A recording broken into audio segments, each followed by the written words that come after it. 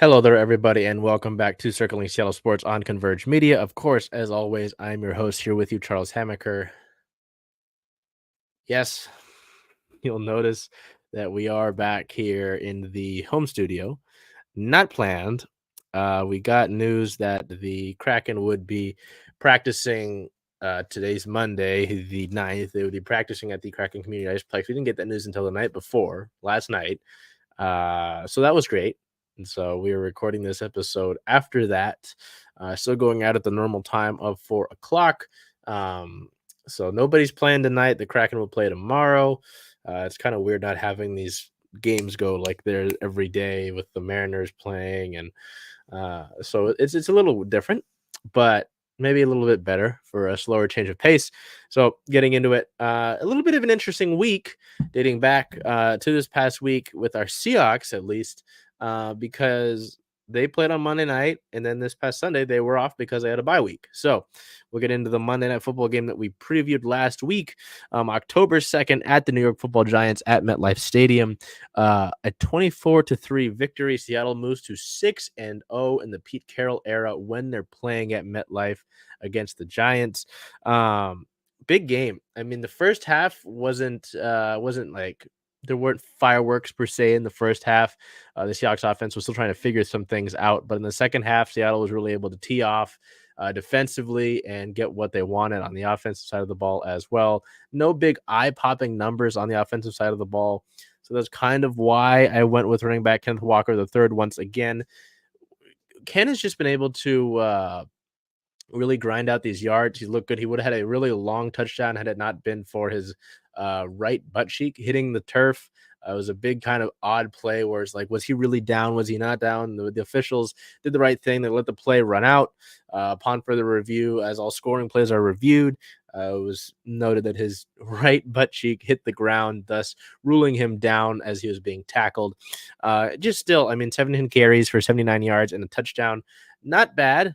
Not a bad night, not a like stellar night, but still he's been a consistent force for Seattle. And the Seahawks have been able to mix in Walker and a little bit of Zach Charbonnet as well. And it's a nice change of pace, but they're still both physical and can run the ball well. So I imagine that's what they were looking for when they got Charbonnet in the draft.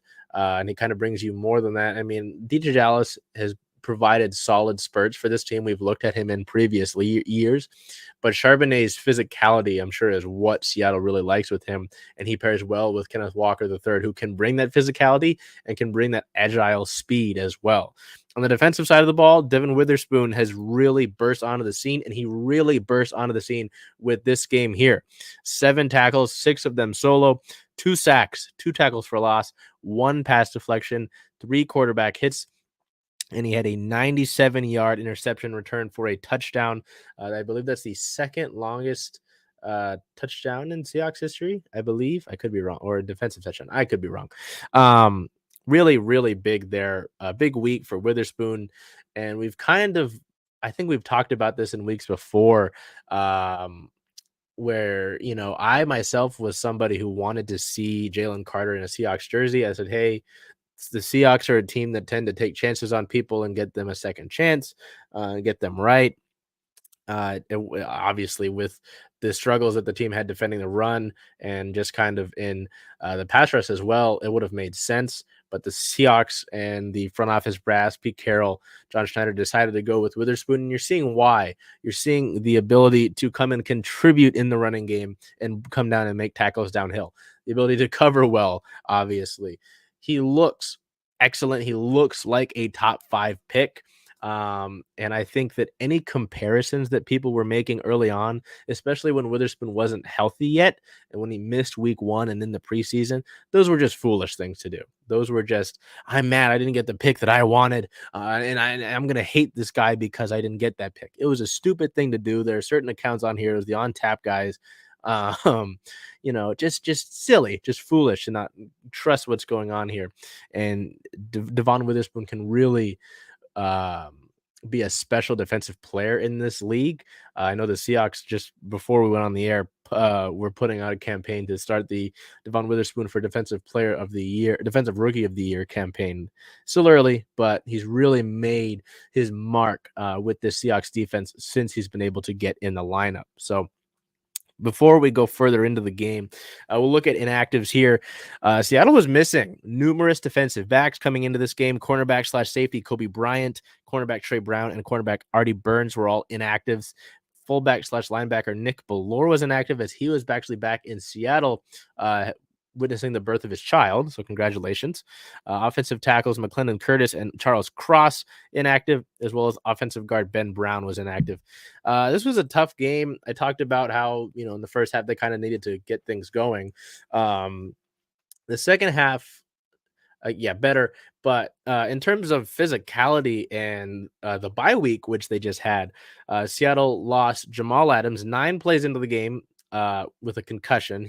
Pete Carroll, after the game, said he should be good to go this week against Cincinnati, considering that they had the bye weeks. We haven't heard an official update on that quite yet. It's Monday, so we'll probably get those sort of things throughout the course of the week. Offensive guard Phil Haynes left the game with a calf injury. Offensive guard Damian Lewis left the game with an ankle injury. So you've already lost Charles Cross and Abraham Lucas, your 2 bookend tackles. Then your 2 offensive guards go out.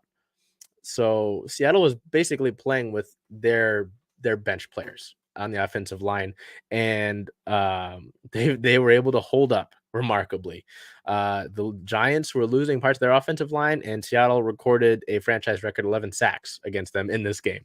So all credit to offensive line coach Dickerson and the backups for staying ready and being able to come in and fill in this situation.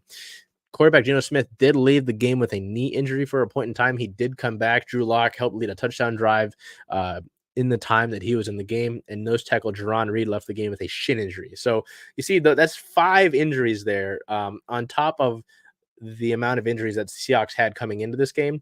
So normally the early bye week, not ideal. You'd like that bye week later into the season when you're trying to make the playoff push. You want those guys to get that week of rest, week to get them healthy, and then forward into the playoff push. Seattle's not going to complain about their bye week being where it is right now, considering how banged up they have been so early into the season. So hopefully that was able to help there. Keeping up with the Devon Witherspoon news, on the 4th of October, 2 days after the win over the Giants, cornerback Devon Witherspoon earned NFC Defensive Player of the Week honors and made back-to-back Seahawks players earning Player of the Week honors. I think they totally deserved. Again, I grew up a big secondary guy. I grew up playing corner because I was too damn skinny to play anything else. I sure as hell wasn't going to be a linebacker, and I sure as hell wasn't going to be a pass rusher in any way, shape, or form. And I wasn't good. Before we keep going and hopefully CSS grows to where I hope it grows. I was not good when I played football. I was not. So no need to go and show me my huddle or anything like that. Probably because it doesn't exist. So I was always a defensive back guy growing up. So I was kind of okay with the Witherspoon pick. I was like, what are we doing here at first? But I trust these things because Pete Carroll, we've seen what he's been able to do with different defensive backs throughout the course of his coaching tenure here with Seattle. It's Brandon Browner had size, but it was not like he was the best technical corner, and he was able to fill in and play a huge role with the Legion of Boom. Byron Maxwell, as soon as he left Seattle, kind of turned to toast. A guy that I really wanted to be great was Trey Flowers. Here with Seattle, they converted him from safety to corner. Didn't necessarily work out, but he still played a decent amount of games here with the Seahawks. So I know I list not the best examples, but Seattle has some great defensive backs that they've been able to bring up from the draft, whether it's Reek Woolen, obviously Richard Sherman. So,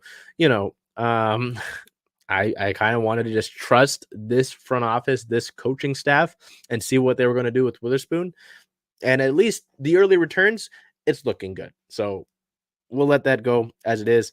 Um, it's going to be an interesting game this upcoming week against the Bengals in Cincinnati.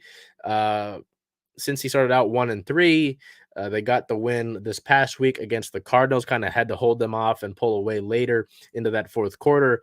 They look better. Jamar Chase had a great game. Joe Burrow looked better after dealing with a calf injury. So this is kind of a big game for them to see if they're going to keep moving. This is a big game for Seattle to kind of keep the 3-game winning streak going, knock on the woods. So we'll see how that goes. Seattle's next game, as I mentioned, they sit at a 3-1 record on the current season. They are, they're second in the NFC West behind the, I got a submission to CSS while I'm sitting here recording. 3-1 record. They sit second in the NFC West behind the San Francisco 49ers, who are 5-0 at the current moment, and they do look pretty damn good. Next game, October 15th at the Cincinnati Bengals. That is a 10 a.m. start, 10 a.m. on CBS. It's a big game. We should get injury reports throughout the week, so make sure to follow us on the social medias to be able to check out that when we get that in real time, and we can pass that sort of information along to you. So I'll let you pause it if you need to, but this is a perfect opportunity for us now to switch gears and look over. It's weird. We don't have any Seahawks. We don't have any Mariners. We don't have any Storm news. We go right over to, in the hat I'm wearing, to our Sounders. And it's funny because there's so many similar themes week by week with the Sounders. It's positive because they clinched their playoff spot in the 2023 MLS Cup. MLS Cup playoffs, MLS playoffs. In the playoffs. But their next win, their next match, which would have helped them move higher in the seeding, help them with seeding as we enter the decision day this upcoming week, they split the points. So, firstly, the match that helped them clinch their playoff spot, October 4th versus the LA Galaxy, a 2-1 win. Our player of the match, midfielder João Paulo, an 8.6 match rating, 1 assist, an 86% passing percentage, 3 chances created, 1 big chance created, and 1 shot. Our photo of the match is by our photographer, Liz Wolter. You can just kind of see there's a story here, right? Los Angeles Galaxy goalkeeper Jonathan Bond sits there in the foreground with the ball after midfielder Christian Roldan, who is I think he's technically in the photo, but he's covered up by Reed Baker Whiting on the right-hand side of the photo, celebrates the game-winning goal at the death in the 96th minute, which helped Seattle clinch their playoff berth. I believe it would have been clinched due to the LAFC result at this earlier in the match that ended. But Seattle just outright with their own win clinched their playoff spot, gets them back on track after missing last year and snapping the historic streak. And we'll talk about it, but Seattle can be dangerous in these playoffs. So that was a positive. You're coming off of a winner in the 96th minute. You say, wow, Christian Roldan gets back on how big he's been for this Sounders team this season, this past season, last season, in the beginning of the year, playing like an MVP candidate, then kind of deals with stuff throughout the course of the year. This year, obviously dealing with the concussion symptoms, and he scores that winner there. We go over to the Vancouver Whitecaps, who have already secured the Cascadia Cup this year, unfortunately. They've had a solid year. They've had a solid attack. They come into Seattle. The Sounders are looking to take a win here. If they would have moved up in the standings. It would have helped their own seeding for when the playoffs come around. Instead, the teams play to a scoreless draw, and they split the points. And everybody kind of feels like João Paulo here in this photo of the match by Matthew Bermudez, because Seattle really dominated this match in terms of the statistics. Seattle had 17 shots in total. Vancouver had 4 shots in total in this match by the Whitecaps, who have had a strong offensive year in 2023, and none of them were on target. So Seattle was really able to shut down Vancouver, and they weren't able to make it count. Our player of the match, defender Nuhu, and it makes sense, I guess, that one of the backline members gets the player of the match honors. An 8.1 match rating, 84% passing percentage, one chance created, two shots, a 14 passes into the final third, which is huge. Well, let me finish his stats. 2 tackles, 1, 3 clearances, 2 interceptions, and 12 recoveries on the night. That stat line really showed what Nuhu brings to this club, whether it be his defensive efforts with the clearances, interceptions, and recoveries, or, his attacking ability as well with the passing percentage, the chance created, the shots, and the 14, I'll say it again, 14 passes into the final third. So, yeah, I mean, before I get to talking about why the Sounders team can be good in the playoffs, I mean, just looking at these two matches, it was fresh. The goal that they allowed against the Galaxy was frustrating because it was a lot like what we've seen from the Sounders over the course of the year. A defensive lapse leaves an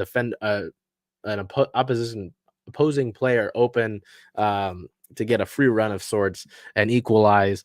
But then Christian Roldan comes through and scores the winner. That match against the Galaxy felt more like the Seattle Sounders that we were used to. Just the energy in the building was better. The energy from the team was better. This match against the Whitecaps, not as much. It kind of felt like the Sounders of this year and the second half of last season was kind of like drudging along. They didn't have the killer instinct. They didn't have the bite on the attack.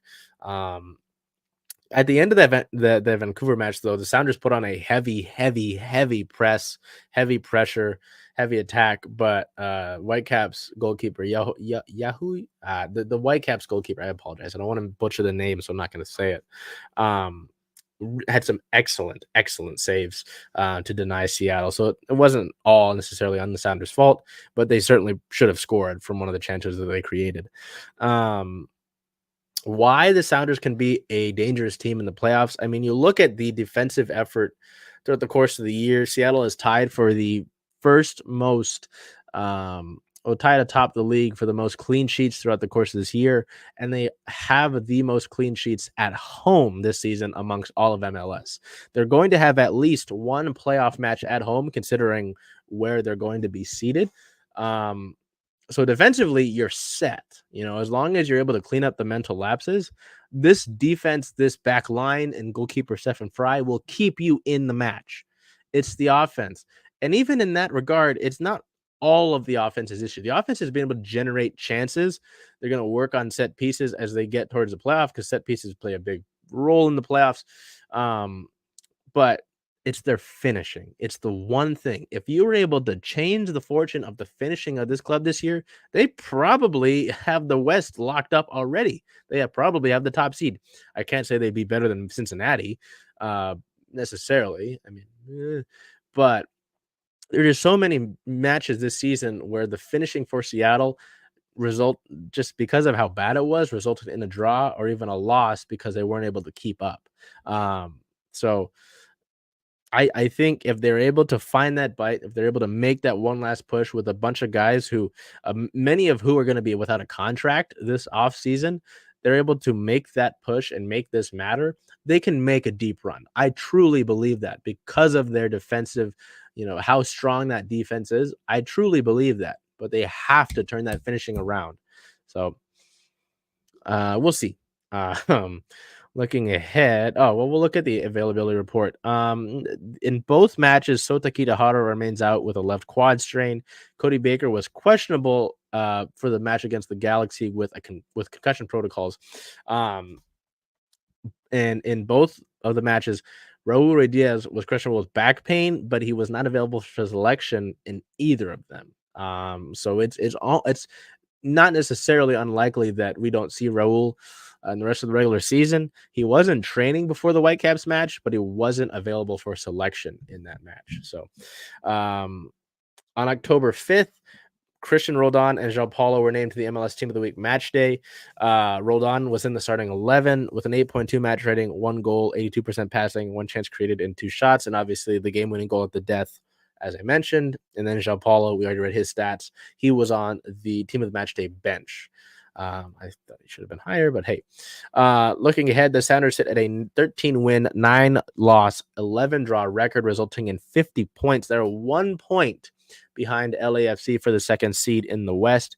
They sit at 9th in the entirety of the MLS, 3rd in the Western Conference. Looking ahead, their next match, October 21st at St. Louis SC. That's a 6 p.m. Pacific time kickoff. That match will be, well, this one's interesting because, as I kind of mentioned, this St. Louis already has the top seed in the Western Conference locked up. So Seattle can only move as high as a second seed. It's possible that they can get that second seed, but they will need some help.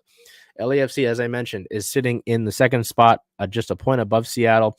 The Houston Dynamo in 4th are 2 points behind Seattle, and those same Vancouver Whitecaps that the Sounders just played are 3 points behind the Sounders. So a win or a draw is imperative to that moving forward. So we will now take the time to switch over here. Give me 1 second.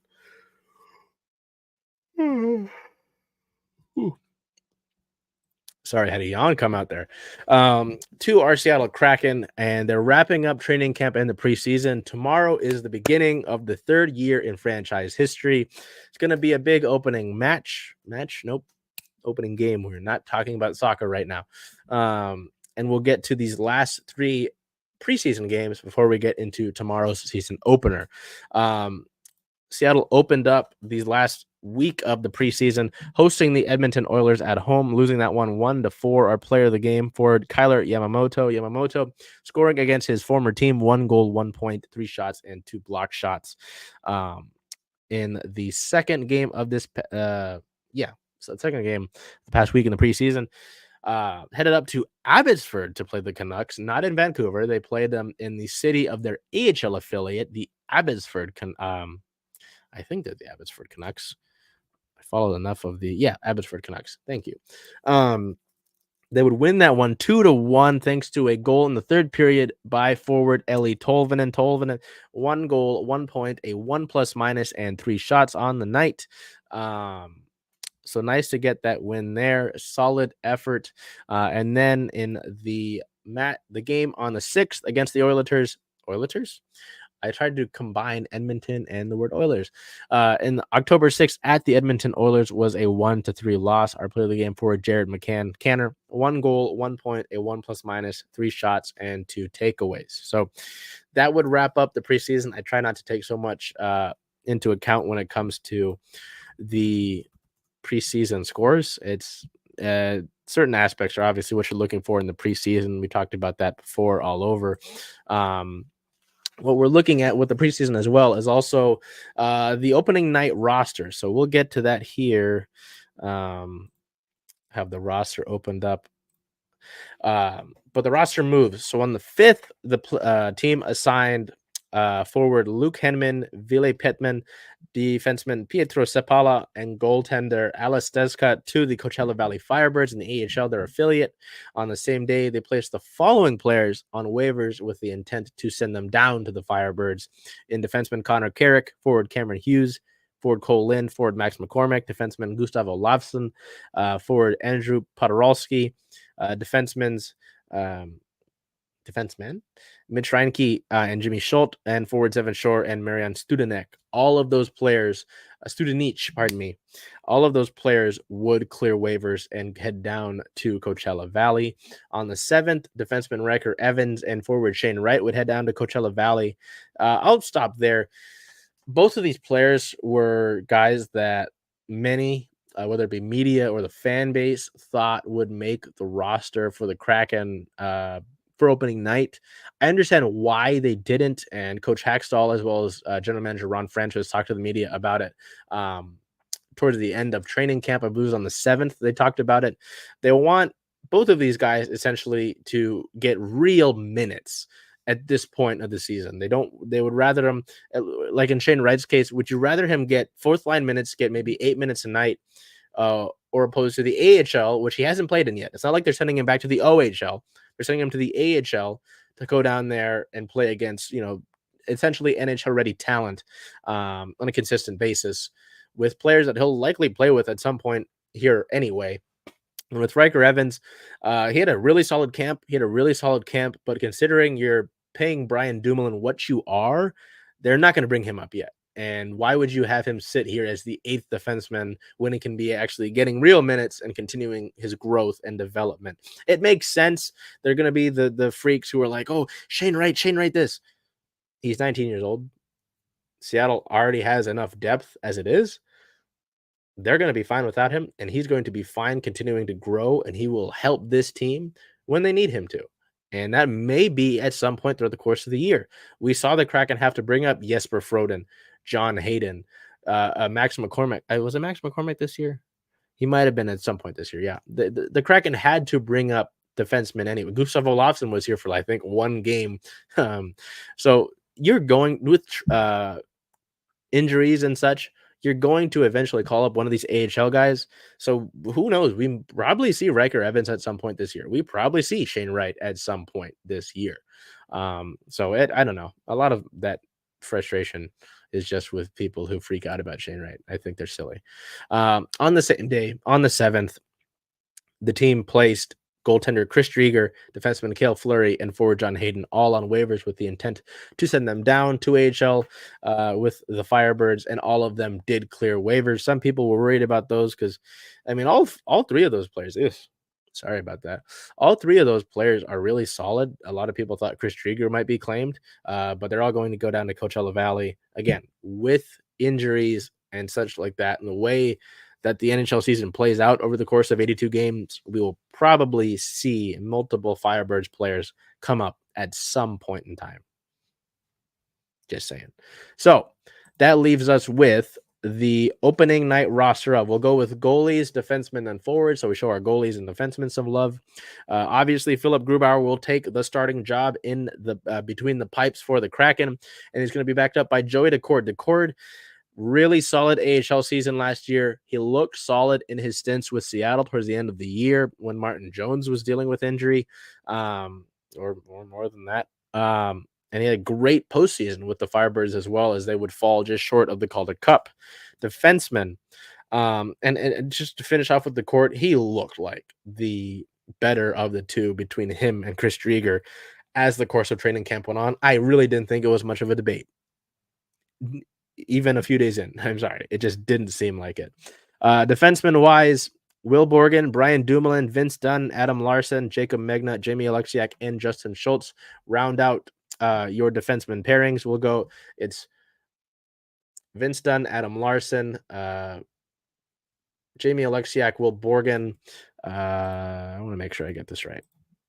Muscle memory says yes, but I want to make sure I'm doing that right, so I don't just say things at you. Defenseman pairings: Vince Dunn, Adam Larson, Jamie Alexiak, Will Borgen. I had it right. Brian Dumoulin, and then Justin Schultz, with Jacob Megna being your 7th defenseman. Then the forwards. The forward lines are fun because these top two lines are excellent. All four of these lines are excellent. You've got Jared McCann, Matty Beniers, Jordan Eberle, Jaden Schwartz, Alex Wenberg, Andre Burakovsky, Eli Tolvanen, Yanni Gord, and Oliver Bjorkstrand, Brandon Tanev, Pierre-Edouard Bellemare, Kyler Yamamoto, and Ty Cartier, with Cartier and Yamamoto likely splitting time this season as that fourth line member, like the Kraken did with Daniel Sprong, Ryan Donato, and such throughout the course of the year, and Morgan Geekie. Those are fun. I mean, that McCann, Beniers, Eberle line has proven what they can do on the offensive side of things. Great generation, great production. Schwartz, Wenberg, Burakovsky, you get Berkey back. You know, you get a full season of him. Who, if you played those two playoff series with Andre Burakovsky, they likely both don't go to 7 games because you likely win them quicker than that. And then the Tolvanen, Gord, Bjorkstrand line is so fun. I mean, you look the heavy shot of Tolvanen and what he does defensively, what Yanni Gord brings as a whole. I don't even need to talk about what Yanni Gord brings. And then Oliver Bjorkstrand getting this offseason to really be settled in Seattle, I think will be big for him. You know, he dealt with a lot the past offseason when he was acquired by the Kraken, whether it was being traded, settling in, stuff with his family, you know, to be able to be settled and bring that into this season and just be ready to go, worry about hockey only, I think will be big for him personally. I think so. And he got kind of snake bitten in the first half of the season anyway, as he was hitting the post a bunch and stuff like that. So that's your 2023 Seattle Kraken. They are carrying 22 players instead of 23 that you'll notice. General Manager Ron Francis did note that this was to have that cap space flexibility in case they were to pick someone up off of waivers or they were to make a trade before the deadline. So that's what they'll likely roll with. It's a cap situation. Folks have talked about this around the NHL with going with 22 players instead of all 23. So that's what that was. A lot of people were like, who are they going to add? Are they going to bring back Martin Jones? It wouldn't make sense to bring back Martin Jones. So keep that talk away from me, please. Anyway, so I'm excited about Kraken season, as you can tell. We'll move over here to next up. Obviously, the Kraken have no record at this point in time. They're not standing anywhere in the division. Opening night is tomorrow to complete a 3-game opening night session. October 10th at the Las Vegas Golden Knights with a puck drop of 7:30 Pacific time. That is likely going to be later because of the fact that the Golden Knights have a banner to raise with winning the Stanley Cup. Like my friend Maya says, I don't know who won the 2023 Stanley Cup. I don't know. Vegas erasure. That is a season opener. That will be on ESPN. October 12th at the Nashville Predators is a 5 p.m. start. That will be on ESPN Plus. I believe it's also on the normal route. I think we get back to route after that. Let me double check this. Oh, goodness. Sorry,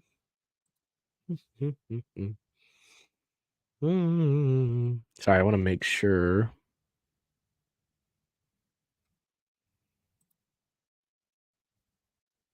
Yeah, then we get back to route. Yep. So October 12th at the Nashville Predators is a 5 p.m. puck drop. It is on route as well as on ESPN Plus 2. ESPN Plus as well, not 2. And then closing out the week before they come home for their Tuesday, October 17th home opener against the Colorado Avalanche. The Kraken will head out to St. Louis to play the Blues on October 14th with a puck drop of 5 p.m. Pacific time. So we'll let you take a break here. Catch your breath. Maybe me catch my breath as I've been talking so much. Whew. We'll now go over to our OL Reign. Interesting feeling after the past week. So this match against the Washington Spirit was a big one, a celebratory one, as it was Megan Rapinoe's final home regular season match of her career. Not last regular season match, as a lot of people on social media have said. That is wrong. I apologize to be that guy. It's final home. They still have decision day. That decision day is big also because it could make or break whether or not there is a playoff push for Megan Rapinoe. So we get into it. October 6th versus the Washington Spirit here at Lumen Field, a scoreless draw. Unfortunately, our player of the match, when it was a scoreless draw, of course, it makes sense to have Claudia Dickey as our player of the match.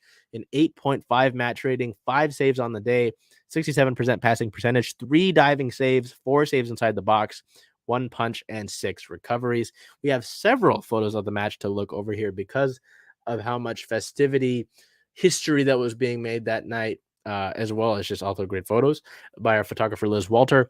Also to note in this match, it was a record, the highest attended NWSL match in history of the league. 34,130 people packed inside of Lumen Field to send off Megan Wright. It was just a shame that they couldn't do it with the win. First photo of the match here on a set piece. Megan Rapinoe looking here through, we can see here through the Washington Spirit players, and you can see Pino there. Just, I love the framing here by Liz. Really enjoyed it. Just really enjoyed this one. There were several great ones. It's why I'm doing 4 of these. You can see the BECU banner on the ad there. Thank you, Megan, forever reign. You can see Megan in front of that with the crowd behind her. Here you can see when it was officially announced that it was a record-breaking crowd. And you can see the field and the fans as well. Just excellent framing once again. And then here, the post-match ceremony.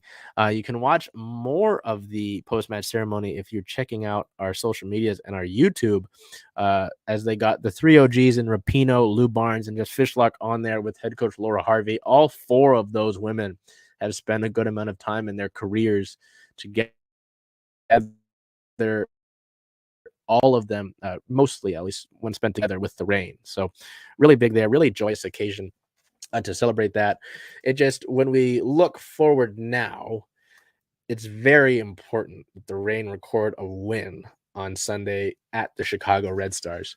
As it currently sits, the Reign sit in the 6th and final seed of the NWSL playoffs. They would get in, they wouldn't host any matches. Yeesh. It would be you're very playing with fire here, because the Reign really haven't recorded the necessary results in recent memory. They've put themselves in this position. It's just like with the Sounders. Defensively, the Reign have been really strong. The back line, especially in the last 2 matches, really, really strong. But then you look at the finishing, they again have been able to generate chances. They just haven't finished them. It is just like the Sounders, weirdly enough. So we look at the fixtures here. Yeah. So in the month of October, 2 draws and a loss. Not great.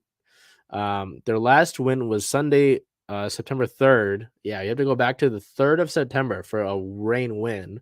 And it was a 1-0 win at that. Then to go back even further, their last win was July 28th. July 28th in the Challenge Cup, that was. Regular season, the last regular season win before the September 3rd result was June 24th against the San Diego Wave. June. So, the draws have been too much for the Reign. It's been a lot. Obviously, there's time there because of the World Cup break, but the Reign haven't been getting necessary results. They haven't been finishing. It's been a big issue. The finishing was an issue last year, and they were able to win the Shield, funny enough.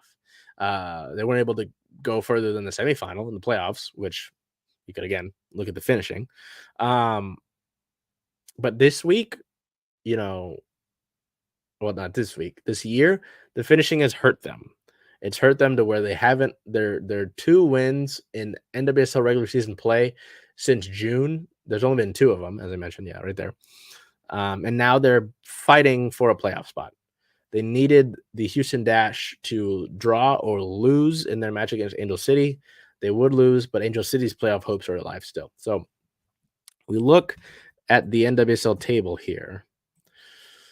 I just had it up and I closed it. So we look at the table here. There's no way they're going to win the Shield this year. That's between Portland and San Diego. So cool. The first 2 spots in the NWSL table taken care of. There's no way North Carolina or anybody else can catch up to San Diego or Portland. But the 3 seed from the 6th seed are separated by 1 point. The Reign sit at 29 points. Washington, New York, New Jersey, and North Carolina are separated by 1 point. Those last 3 teams that I mentioned all have 30 points. The Reign have 29. Then you look at the teams that are looking into the playoffs. There are 4 teams that can catch the Reign, hypothetically. Houston Dash are 3 points below the Reign. Racing Louisville are 2 points behind the Reign. And then both Orlando and Angel City are 1 point behind the Reign, making it a must-win. This is the definition of a must-win match for the Reign. They're playing the Red Stars, who currently sit in the bottom of the league table in terms of points with 24.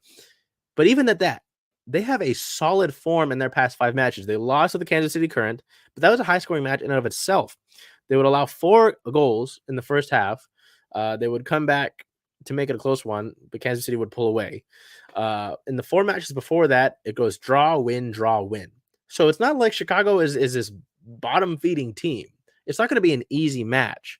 The Reign have been without Sofia Huerta and Rose Lavelle over the course of the past 2 matches. They were without Nikki Stanton and Alana Cook in the Washington match. They should get Cook back. and Seton plays obviously a role defensively, depth-wise. But this is a must-win match. Outside of winning your own match, there are other things that go into play. But above all else, the Reign need to focus on winning their own match, and it's not going to be an easy one. So stressful, very, very stressful. And all of the matches that are taking place in the NWSL on decision day are taking place at the exact same time. So there's no, oh, we're gonna watch this match and maybe we'll feel a little bit better because our match is no, all at the same time. Can you tell I'm stressed out about it? Because I am. So we'll do this again so I don't have the screen. Can you tell? Can you tell how stressed out about it that I am? Because I'm very stressed out about it. So whew, I'm sorry. I don't mean to come at you like that. Looking at the injury report versus the Spirit, as I mentioned, 4 players were out. None of them were questionable. Alana Cook out with suspension. Nikki Sitton out with suspension. Both of those yellow card accumulation. Sophia Huerta out with a leg injury. And Rose Lavelle out with a leg injury. The Reign sit at an 8-win, 8-loss, 5-draw record. They are 6th in the league table, as I mentioned, with 29 points. Looking ahead, October 15th at the Chicago Red Stars is a 2 p.m. Pacific time kickoff. That's a big one. This is only on Paramount Plus. Huge match. Cheer on your Reign as they try to make the postseason. They can get up to the 3 seed and host a match at home in the playoffs. Funny enough, they can also miss the playoffs entirely.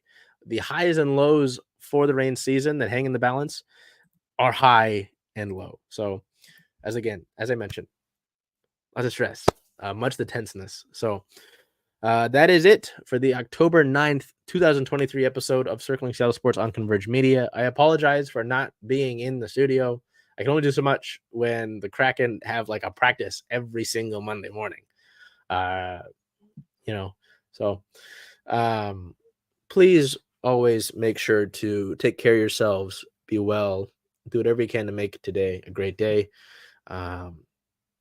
So much happens in our day-to-day lives that it's hard. I forget to be able to sit down and breathe. I'm going to do that as soon as I turn the recording off. It's a lot. So make sure to check in on those that you love, check in on those that you care about. Let them know that you appreciate them, because you never, ever know what people are truly going through. Till I see you next week, take care of yourselves. I love you, and be safe. And go Seattle.